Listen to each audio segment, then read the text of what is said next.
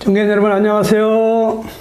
안녕하세요. 예, 오늘 또 귀한 분이 이렇게 함께 하셨는데, 여기 계신 분들에게 또, 이 자리에 유튜브 생방송을 통해서 말씀을 듣고 계신 여러분들에게 하나님께서 함께 하시기를 간절히 축원합니다. 이 시간에 여러분과 함께 나눌 말씀은 인간은 왜 존귀한가 하는 제목으로 말씀을 드리려고 해요. 여러분 성경 이사야서 43장 4절 말씀에 보면은 우리 한번 같이 읽어도 되겠습니다. 시작. 내가 너를 보배롭고 존귀하게 여기고 너를 사랑하였은즉 그러셨어요.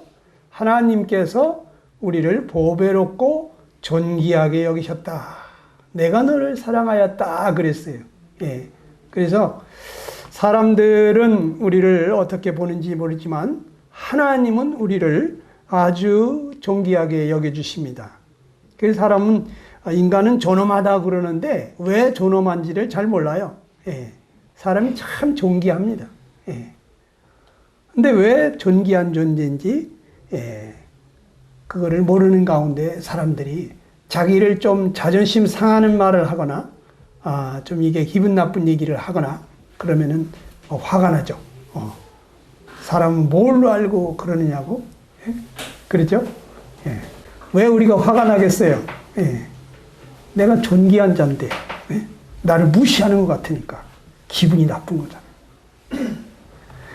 예, 사실은 우리가 존귀한 존재로 지음을 받았기 때문에 우리가 존귀한 사람입니다. 인간을 그 만물의 영장이다. 이런 얘기도 많이 들어보셨죠? 예, 만물의 영장이다. 무슨 뜻입니까? 여러분, 인간은 만물 중에 으뜸이다. 이거예요. 으뜸. 만물 중에 대장이다. 영을 가지고 있는 대장이다. 그래서 만물의 영장이라고 하는데, 우리는 자신이 얼마나 존귀한지, 왜 내가 만물의 영장이라고 하는지 잘 모르는 가운데 살고 있습니다. 여러분들 어떤 작품이 그것이 참 굉장히 수십억, 수백억에 팔려가는 작품도 있고 또 뭐 몇만 원짜리도 있고 그렇지 않습니까? 이 작품의 가치가 어떻게 결정되는지 아십니까? 그거 누가 만들었느냐? 아주 세계적으로 유명한 그런 아주 전문가가 만들었느냐? 그냥 아마추어 풋내기가 만들었느냐에 따라서 완전히 그게 작품의 가치가 다르죠. 또 그거를 얼마나 특별하게 만들었느냐. 이것도 중요하죠. 하루 만에 만들었느냐. 아니면 10년 동안 만들었느냐. 다르겠죠? 가치가? 다릅니다. 10년 동안 아주 지극정성을 들여서 깊이 구상하고 설계해가지고 만들었다면 하루 만에 생각하고 만드는 거하고 비교가 되겠어요. 그렇죠? 그런데 사람은 누가 또 우리를 어떻게 만들었기에 그렇게 존귀하다고 하는지 우리 잠깐 말씀을 드리겠습니다. 성경 창세기 1장 27절을 보면요. 하나님이 자기 형상 곧 하나님의 형상대로 사람을 창조하셨다. 남자와 여자를 창조하셨다 그랬어요. 먼저는 남자를 창조하시고 그 다음에 여자를 지으셨는데 여러분 사람을 누가 지었다고요? 하나님이 지으셨다 이거예요. 인간의 기원은 하나님이다. 존귀하신, 지존하신 하나님이. 그렇기 때문에 우리 인간은 존귀한 것입니다. 또 시편 139편 13절 이하를 보게 되면요. 주께서 내 장부를 지으시며 나의 모태에서 나를 조직하셨나이다 그랬어요. 내가 주께 감사함은 나를 지으심이 신묘막측하심이라 그랬습니다. 우리는 어머니 태를 통해서 이 세상에 태어났잖아요. 근데 하나님이 뭘 창조했느냐 이런 생각을 할 수가 있죠. 그런데 최초의 조상, 최초의 인간을 창조하신 분이 하나님이시고 그리고 그 최초의 인간을 통해서 태어나고 이렇게 계속해서 우리까지 이 세상에 태어났습니다만은 우리가 어머니 태에서 이 오장육부가 다 만들어지는 것이 이것이 하나님이 하셨다는 거예요. 예. 주께서 내 장부를 지으셨다. 여기 뭐 위장도 있고 심장도 있고 말이죠. 예? 뭐 소장, 대장, 뭐 간장 다 있지 않습니까? 예? 오장육부 이 모든 것을 지으신 분이 하나님이시라는 거예요. 어머니 뱃속에서. 어머니가 나를 낳아주신 거는 분명하죠. 근데 어머니가 나를 만들었다는 생각이 들어요? 안 들잖아요. 왜 안 듭니까? 우리 어머니는 그 정도 능력은 안 되는 것 같잖아요. 제가 어렸을 때 아프니까 어머니가 저를 업고 병원으로 막 뛰더라고요. 너무 아파하니까. 어머니가 만들었다면 말이죠. 어머니가 그냥 싹 고쳐주실 텐데.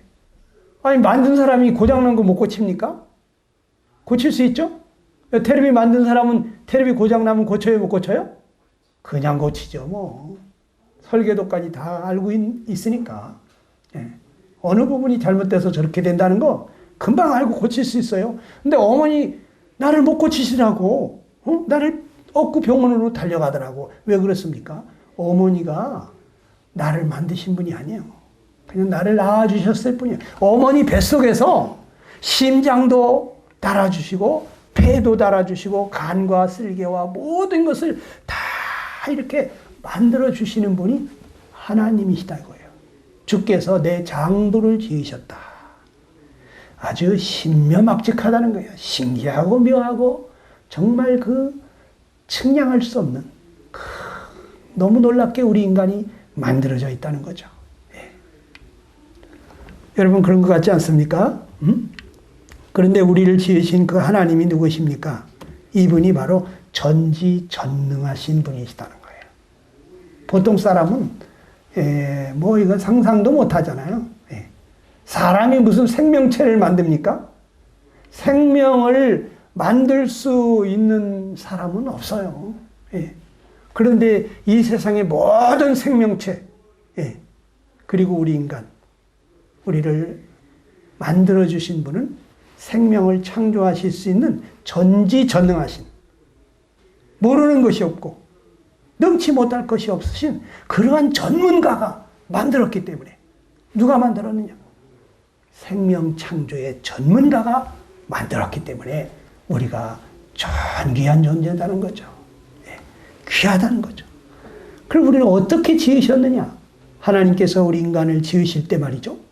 우주와 그 가운데 있는 만물을 다 지으시고 맨 마지막으로 사람을 지으셨습니다.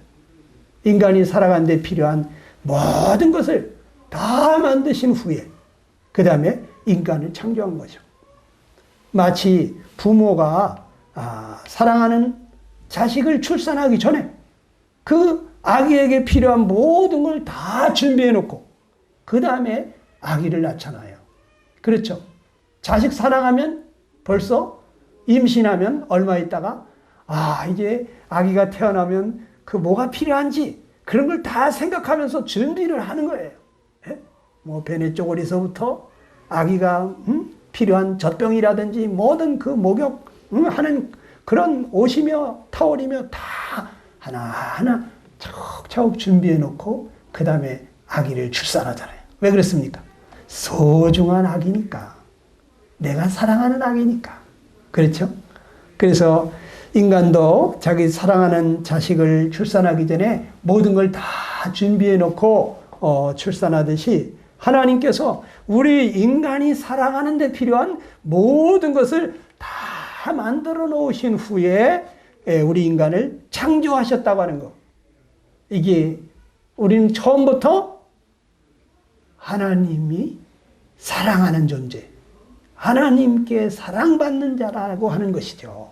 예. 그래서 사람은 처음부터 하나님의 사랑 가운데서 지음을 받은 아주 존귀한 자이죠. 예. 여러분 자식을 하나만 낳아보세요. 얼마나 애지중지합니까? 예? 그렇죠? 둘, 셋 나면은 조금 이제 여유가 생기잖아요. 근데 하나밖에 못 낳아, 나는. 그렇다면 그 하나 어떻게 될까 봐요. 얼마나 애지중지합니까? 그죠? 그것처럼 우리 하나님이 참 사랑하는, 사람도 자기 사랑하는 자식 잃어버릴까봐 그렇게 애지중지하는 것처럼 하나님 우리 인간을 아주 사랑하는 자식으로 창조하셨다는 거죠. 그래서 처음부터 우리는 사랑 가운데서 태어났어요. 사랑받기 위해서 태어났어요. 또 창세기 2장 7절에 보게 되면요. 여호와 하나님이 흙으로 사람을 지으셨는데 그 다음에 생기를 그 코에 불어넣어서 사람이 생영이 됐다. 이렇게 기록이 되어 있어요. 다른 만물들은 말이죠. 하나님이 말씀으로 빛이 있으라 하시면 빛이 있었고 궁창이 생겨라 궁창이 생기고 이게 말씀하시면 그대로 되는데 하나님이 인간을 지으실 때는 말이죠. 아주 흙으로 아주 정성으로 빚으시고 그 코에 생명의 기운을 불어넣으셔가지고 사람이 하나님과 같은 영적인 존재로 생영이 되었다. 영적인 존재로 하나님과 같은 그러한 영을 가진 존재로 우리가 만들어졌다는 거죠. 이것도 독특한 거죠. 우리 그냥 말 한마디로 된 게 아니에요. 핸드메이드. 하나님 직접 빚으셔서. 우리 기성품이 아닙니다. 그리고 하나님이 인간에게 말이죠. 특별한 복을 주셨는데 어떤 복을 주셨냐면 창세기 1장 27절 이하를 보니까요. 하나님이 그들에게 복을 주시며 하나님이 그들에게 이르시되 생육하고 번성하여 땅에 충만하라. 땅에 움직이는 모든 생물을 다스리라 그러셨어요. 그래서 하나님은 특별히 인간에게 복을 내리시는데 생육하고 번성해라. 땅에 충만. 너무 인간이 사랑스러우니까 말이죠. 어떻습니까? 아이고 너 같은 자식 하나 더 낳았으면 좋겠다. 더 가졌으면 좋겠다. 저도 이제 손녀딸을 봤는데 손녀딸이 너무 사랑스러우니까요. 그러니까 야 니들 하나 더 낳아라 이래죠. 너무 사랑스럽습니다. 사람이 부부간에도요 서로 사랑하게 되면요 이 남편은 아내를 꼭 닮은 딸을 하나 낳아줬으면 하는 기대를 가져요. 그렇죠. 그리고 또 아내는 남편을 꼭 닮은 그런 아들을 하나 낳았으면 하는 거죠. 근데 사람이 하나 낳을 때 있잖아요. 그 산통이 너무 힘드니까 뭐라 그래? 다시는 안 낳을 거야. 나 이제 다시는 안 낳을 거야. 그런데 너무 사랑스러우니까 나중에 뭐라 그래? 우리 하나 더 낳을까? 이러죠. 너무 사랑스러우면요. 그런 자식을 하나 더 낳고 싶고. 그래서 둘도 생기고 셋도 생기는 거잖아요. 하나님이 아담과 이브를 맨 처음 사람을 창조하셨는데 하나님 보시기에 너무 좋았다 그랬어요. 그러다 보니까 야, 너 같은 자식을 또 갖고 싶다. 너희들 생육해서 또 자식을 낳고 기르고 또 낳고 또 낳고 그래서 아주 번성해서 이 땅에 가득했으면 좋겠다. 얼마나 사랑스러운 그런 얘기를 했겠습니까? 그렇죠? 예. 그래서 하나님이 우리 인간을 너무너무 사랑스러워 하시기 때문에 우리 하나님을 꼭 닮은 그러한 인간들이 많이 생겨나기를 바라셨고 그리고 뭐라 그러시냐면 이 모든 땅에 움직이는 생물을 네가 다 다스려라. 네가 여기 총통치권다. 네가 왕이다. 네가 다 다스려라. 그러니까 인간은요. 하나님께서 만물의 영장으로 하나님과 같은 영적인 존재로 만드셨을 뿐만 아니라 왕 같은 존재로 우리를 세우신 거예요. 왕권을 우리에게 주신 것이죠. 그러니까 우리 인간은 보통 사람이 아니죠. 특별한 복을 받은 사람. 그래서 하나님은 사람을 특별한 존재로 특별한 사랑으로 지으셨고 또 특별한 지위를 왕 같은 지위를 주셨죠. 예. 사람이 말이죠. 그 진화론에서 말하는 것처럼 아메바와 같은 그런 단세포에서 이렇게 생겨난 거라고 할 것 같으면 우리가 뭐 그렇게 대단히 존귀할 게 있겠습니까? 그렇잖아요. 또 진화론에서는 뭐라고 합니까? 우리 조상이 원숭이라고 했잖아요. 원숭이가 이렇게 변해서 사람이 됐다고 그러잖아요. 네. 여러분 정말 그렇게 믿으십니까? 그런 학설이 있을 뿐인데 사람들은 그런 걸 계속 배우다 보니까 아, 진화론이 맞나 보다 이런 생각을 하는데 누가 여러분한테 아이고 원숭이 조상님을 아주 꼭 닮으셨네요. 그러면 여러분 기분 좋겠어요? 안 좋겠어요? 기분 안 좋을 거 아니에요. 원숭이 닮았다는데 기분 좋겠어요? 기분 안 좋죠. 왜 기분이 안 좋아? 조상님을 꼭 닮았다는데. 우리 양심이 가르쳐 주는 거예요. 예? 내가 원숭이 같은 그러한 짐승의 자손이 아니라고 하는 것을 내 속에서 그것을 가르쳐 주고 있는 거예요. 이 양심은요, 하나님 계신 것도 알고요, 하나님이 뭘 기뻐하는지, 뭘 싫어하시는지도 다 가르쳐 주시는 거예요, 양심은요. 예? 그래서 우리 인간의 뿌리를 찾아보면 하늘로부터 왔다는 거죠. 예. 우리는 존귀하신 하나님이 특별히 창조한 그러한 존귀한 자다. 그래서 우리 인간은 존귀한 자라고 하는 것입니다. 그런데 지금 보면은요, 인간이 존귀한 가치를 완전히 상실한 것 같아요. 예. 성경에 보게 되면 에레미야 17장 9절에 이런 말씀하시는데요. 만물보다 거짓되고 심히 부패한 것이 마음이다 그랬어요. 하나님이 이 말씀하시는데 딱 맞는 것 같아요. 딱 맞는 것 같아요. 이 말씀 맞는 것 같지 않습니까? 만물보다 거짓돼. 여러분 만물은 콩 심으면 콩 나오고 팥 심으면 팥 나와요. 정직합니다. 그런데 사람은 좋은 것만 가르쳤잖아. 어렸을 때부터. 근데 왜 나쁜 게 나와? 누가 싸우라고 가르쳤습니까? 누가 도둑질하고 가르쳤습니까? 누가 거짓말하라고 가르쳤습니까? 근데 항상 좋은 것만 가르쳤어. 그런데 나쁜 게 나오잖아요. 우리 인간의 마음이 거짓되다는 거예요. 거짓되다는 거예요. 여기 혹시 거짓말 한 번도 안 해보신 분 계십니까? 한번 손 들어보세요. 난 거짓말 지금까지 한 번도 안 해봤어요. 네. 난 누굴 속인 적도 없고, 내가 무슨 이렇게 과장해서 얘기한 적도 없고, 안 그런 척 한 적도 없고, 난 시침이 뗀 적도 없고, 난 글쎄 기억이 잘 안 난다고 그런 얘기도 한 적도 없고, 그런 분이 있습니까? 우리는 분리하면 저절로 거짓말이 튀어나오잖아요. 그리고 우리 심령이 얼마나 부패했는지 온갖 더러운 것이 이 속에 드글드글합니다. 여기 속에 그냥 탐욕이, 음욕이 막 이 속에 막 그냥 온갖 미움, 시기, 질투, 이 악한 것들이 드글드글해요. 그것이 환경을 만나면 튀쳐나오는 거죠. 예. 여러분 지극히 작은 풀 한 포기도 이 아름다운 꽃을 피면서 그 만드신 분의 그 아름다운 솜씨를 나타내고 자기를 만드신 분의 그 영광을 나타내고 있는데 우리 인간은 말이죠.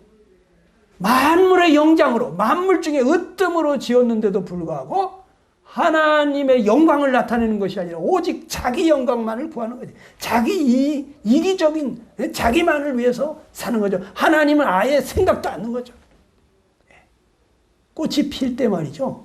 이 고성능 카메라로 찍었는데요. 꽃이 쫙 꽃봉오리가 터지면서 말이죠. 이 꽃이요. 팍 떨립니다. 응? 막 하나님을 찬양하는 것 같은 말이죠. 예. 그 아름다운 몸짓으로 온몸으로 자기를 만드신 분에게 그 아름다운 모습을 나타내고 있어요. 그런데 우리 인간은 하나님을 기쁘시게 하거나 하나님을 영화롭게 한다는 건 생각도 안 하고 살아가고 있는 것입니다. 여러분 세상에 왜 그렇게 교도소가 많습니까? 네. 교도소에 죄인들이 꽉꽉 차니까 자꾸 교도소를 늘리잖아요. 왜 법조문책이 그렇게 자꾸 두꺼워집니까? 여러분 왜 그렇습니까?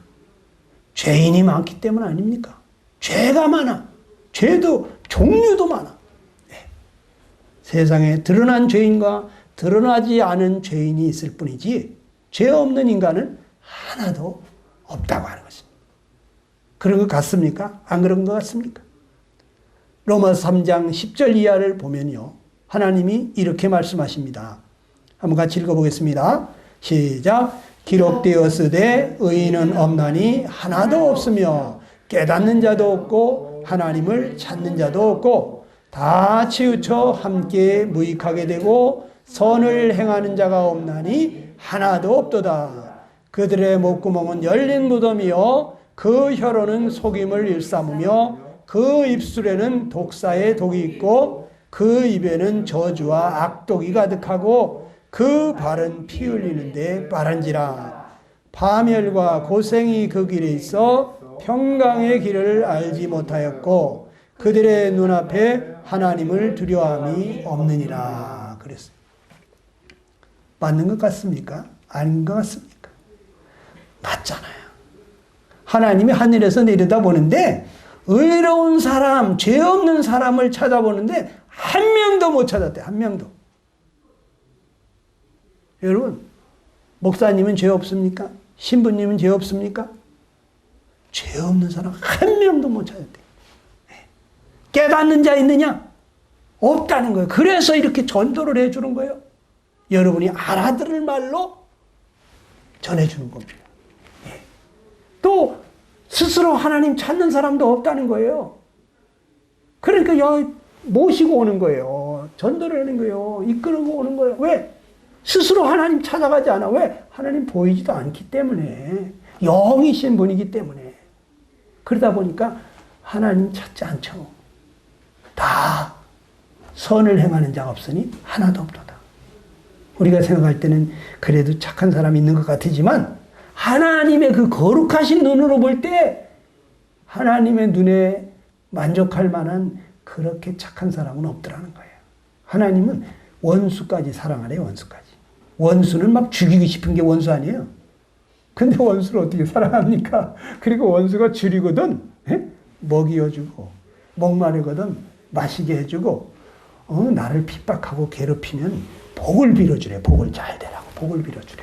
참, 이게 보통 사람이 할 수 있는 일입니까? 그게 바로 착한 사람이라는 거야. 착한 사람. 부모는 그러잖아요. 부모는 자식 잘 되기만 바라잖아요. 네. 그렇죠. 근데 부모도 다른 원수를 위해서 그렇게 하긴 어렵죠. 근데 하나님이 선을 행하는 자를 찾아보려니 하나도 없더라. 자, 인간은 죄 가운데 살면서 세상이 전부인 줄 알고, 이 세상이 전부인 줄 알고 하늘 두려운 줄 모르고 살고 있는 거죠. 우리 삶이 죄입니다. 사는 게 죄야. 살아있는 것 자체가 사실은 죄덩어리입니다. 죄. 안 그런 것 같습니까?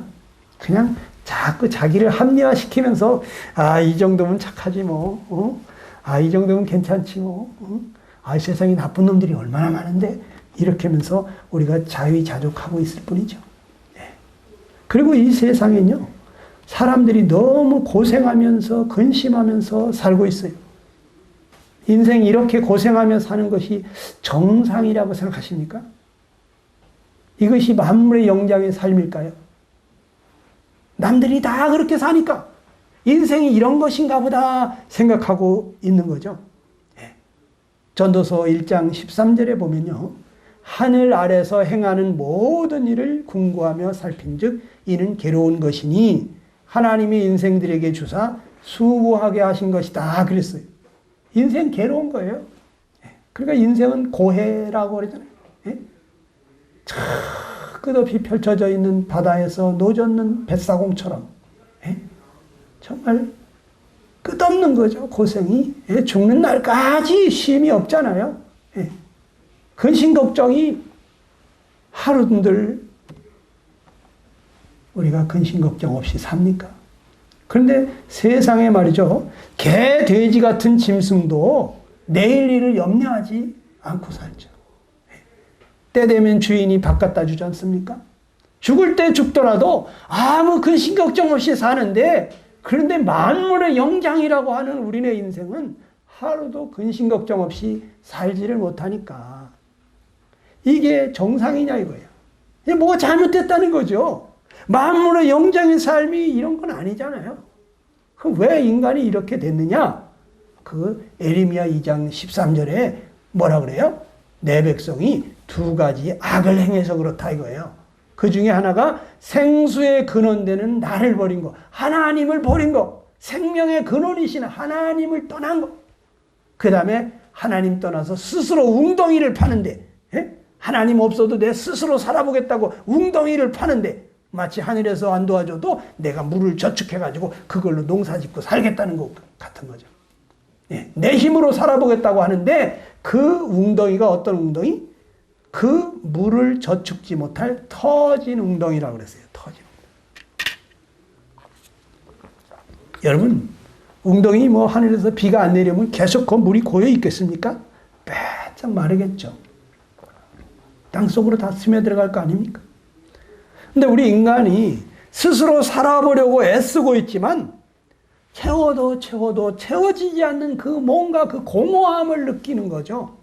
그러니까 뭘로다가 채워보려고, 어떤 사람은 맛있는 걸 먹으러 가볼까? 어디 여행을 갈까? 아니면 뭐 재밌는 거 없을까? 이 공허한 마음을 채워보려고 아주 애를 쓰는 거죠. 별의별 걸 다 해보는 거죠. 마치 채워도 채워지지 않는 밑빠진 독과 같이 우리 인간은 늘 허전함을 느끼는 거죠. 왜 그렇습니까? 마치 물고기가 물을 떠나면 고생하는 것처럼, 어린아이가 어머니를 떠나서 살 수 없는 것 같이, 인간은 생명의 근원이신 하나님을 떠나서는 행복할 수가 없는데, 여러분, 사람의 영혼을 만족해 하실 수 있는 분은 하나님뿐인 것입니다. 아멘이십니까? 아멘? 네. 여러분, 하나님의 마음은 어떠신지 아십니까? 베드로후서 3장 9절에 보니까 시작. 주께서는 너희를 대하여 오래 참으사 아무도 멸망하지 아니하고 다 회개하기에 이르기를 원하신다 그랬어요. 하나님이 간절한 소원이 뭐냐면 우리가 회개하고 돌아오기를 원한다는 거예요. 아무도 멸망하지 않게 되기를 원한다는 거예요. 우리는요, 그냥 살면요, 멸망합니다. 그냥 죄가 많기 때문에 죄값으로 사망을 당하게 돼 있어요. 이 세상에서만 사망을 당하는 것이 아니라 죽어서 심판받고 불못에 들어가는 둘째 사망이 기다리고 있어요. 그런데 집 나간 자식 돌아오기를 기다리는 아버지처럼 말이죠. 하나님은 지금 우리를 돌아오라고, 회개하고 돌아오라고 지금 기다리고 계시다는 거죠. 어떤 아버지가 집 나간 자식을 찾는데 신문에다가 이렇게 큰 광고를 냈어요. 아들아, 아빠가 다 용서했다. 제발 돌아오거라. 부모 마음은 자식이 집 나가면 그날부터 걱정이잖아요. 오늘 어디서 잠은 제대로 자고 있나? 오늘 어디서 밥은 제대로 먹고 있나? 이게 웃음이 없어지는 거예요. 부모 마음에 이 미소가 없어져 버리는 거예요. 늘 마음에 그 자식 생각만 하는 거예요. 혹시 죽진 않았나? 어디 가서? 그러니까 아빠가 다 용서했다. 제발 돌아오라는 거예요. 집 나가면 또 집으로 돌아오기가 좀 힘들죠? 왜? 자기 지은 죄가 있으니까. 그러니까 아빠가 먼저 손을 벌리는 거야. 내가 다 용서했어. 묻지 않을게. 내가 너 왜 그랬냐고, 너 가지고 간 돈 어디다 썼냐고 내가 물어보지도 않을게. 다 용서했으니까 그냥 돌아만 와라. 이게 바로 부모 마음이잖아요. 여러분, 자식 낳아보신 분들은 알잖아요. 근데 하나님 아버지 사랑이 그렇다는 거예요. 하나님 품을 떠난 우리를 돌아오게 하시려고 하나님께서 독생자 예수님을 보내셔가지고 우리 죄를 다 용서해 놓으시고 돌아오라고, 그냥 돌아오라고 그러는 거예요. 이사야 44장 22절에 보니까 내가 내 허물을 빽빽한 구름같이 내 죄를 안개같이 없이 했다. 빽빽한 구름이 사라지는 것 같이, 안개가 사라지는 것 같이 그렇게 없이 했다 이거예요. 내 죄를. 너는 내게로 돌아오라. 내가 너를 구속했다. 내가 너 다 용서했으니까. 내 아들 저 십자가에 달려서 그 아들이 내 모든 죄를 다 담당함으로 내 모든 죄를 다 해결했으니까 이제 그냥 돌아만 오라는 거예요. 얼마나 감사한 일입니까?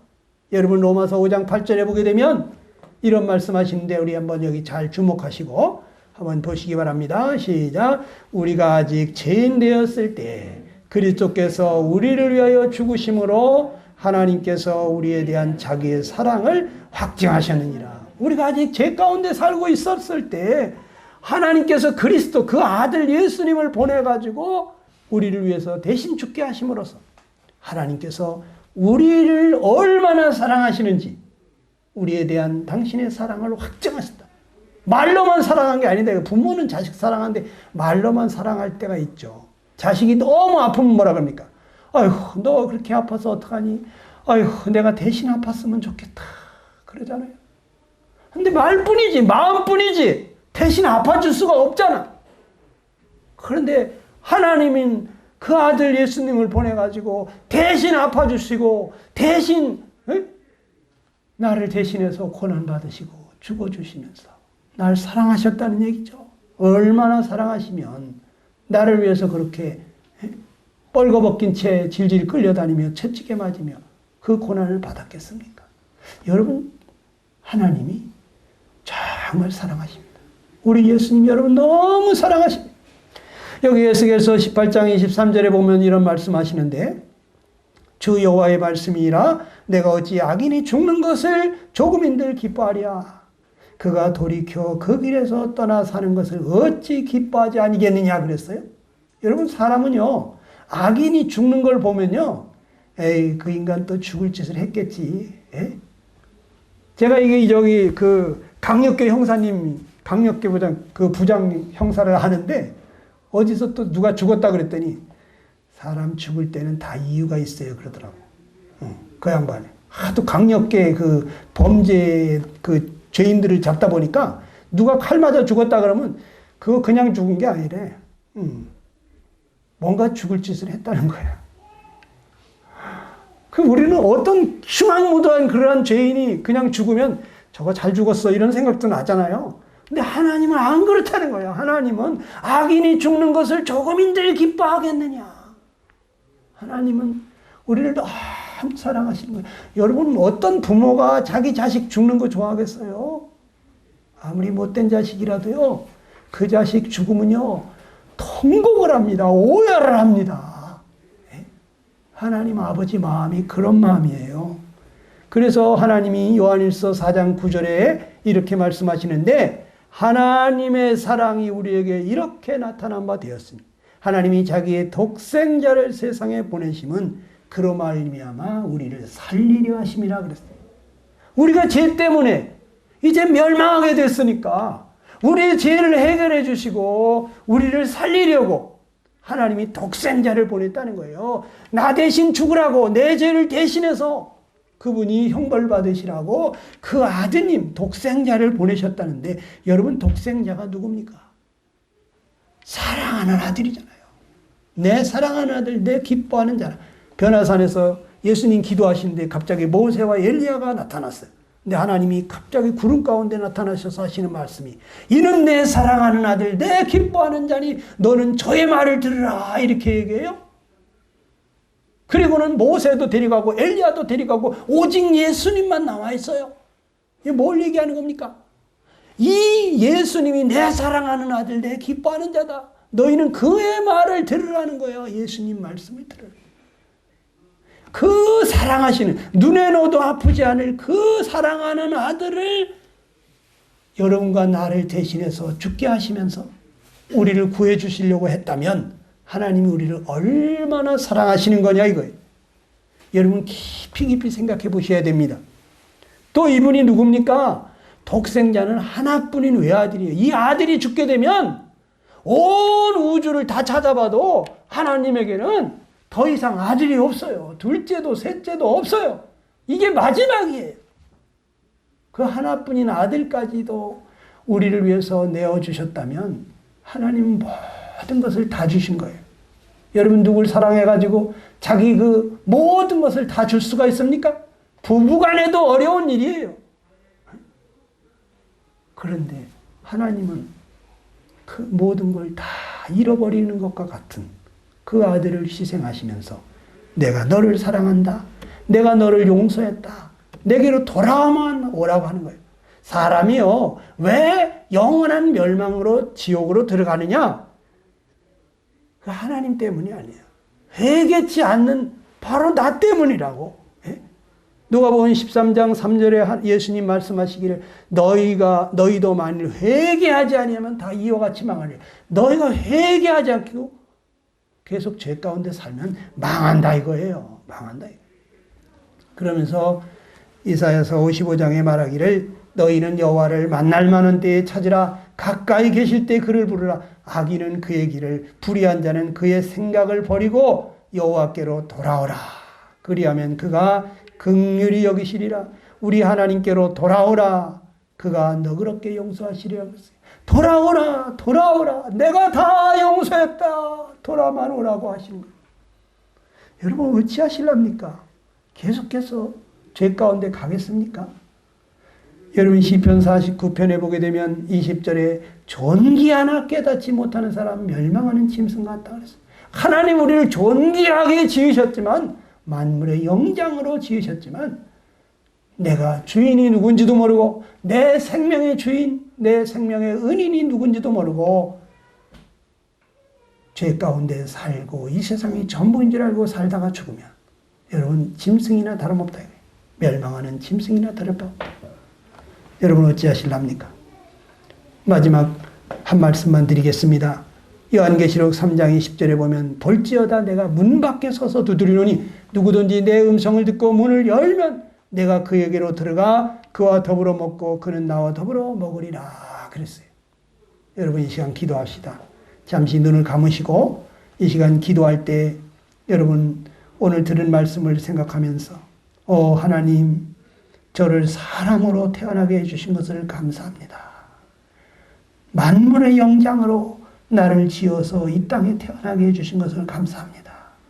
그러나 하나님 저는 하나님을 찾지도 않고 구하지도 않냐고 나와 내 가족밖에 모르면서 이기적인 삶을 살아왔습니다. 하나님 내가 죄인입니다.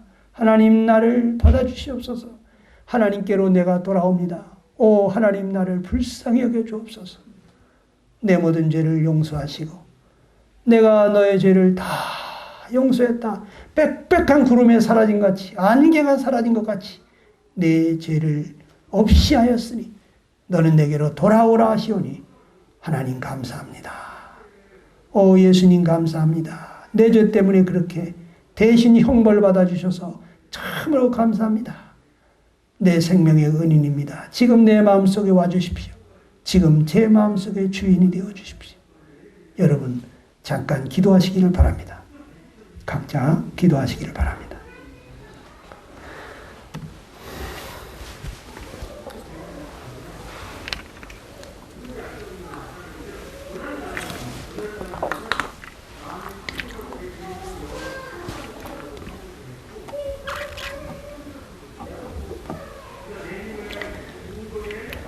한 번 더 기도하고 마치겠습니다. 아버지 하나님, 오늘 여기 계신 귀한 분들 한 분도 빠짐없이 영생 복락을 얻는 놀라운 아침이 되게 하여 주옵소서. 이 시간을 하나님이 성령께서 이분들을 만나주시고 교제해 주시기를 간절히 원합니다. 또 유튜브를 통해서 말씀을 생방송으로 들으신 분들 각처에서 주님 앞에 진지한 마음으로 기도하고 회개하고 하나님께로 돌아오는 놀라운 역사가 있게 하옵소서. 우리 주님 예수님의 이름으로 기도하옵나이다. 아멘.